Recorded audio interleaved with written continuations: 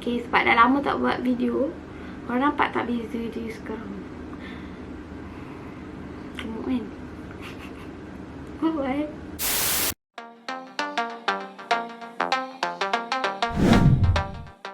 Hi guys, Assalamualaikum. Welcome back to my channel. Okay, nama saya Ain. Video DIY kali ni ialah video DIY perabot yang korang nak rasa dah lama nak tukar baru, ataupun nak tukar baru, nak nampak baru, ataupun yang biasa nak nampak luar biasa, apa-apa yang korang rasa. Okay, korang boleh beli perabot ni dekat mana-mana kedai perabot yang ada. Tapi kita pakai perabot yang sedia ada je, dan kita upgrade ke jadi lagi cantik lah. Kalau korang suka video macam ni, jangan lupa untuk subscribe and like, okay? See you guys next time in my next video, okay? Bye bye.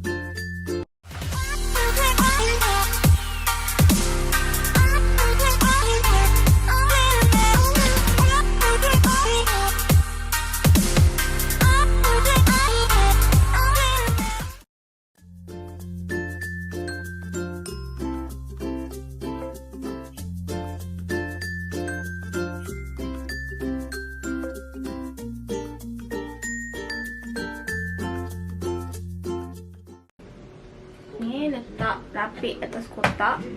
Cat dekat dalam bilik je, sebab tu korang kena ada pengudaraan yang baik. Okay. So ni dia nak cat, pakai cat kayu kat sini, nippon paint. Warna dia warna pearl white, dia warna putih je lah. Okay. So kita buka. Korang perlukan, saya guna popsicle stick je, tapi kalau nak kacau pakai sudu pun boleh kot cat ni. Entahlah, lepas tu okay, berus. Suka guna sponge sebab dia takkan tinggalkan kesan berus tu dekat kayu.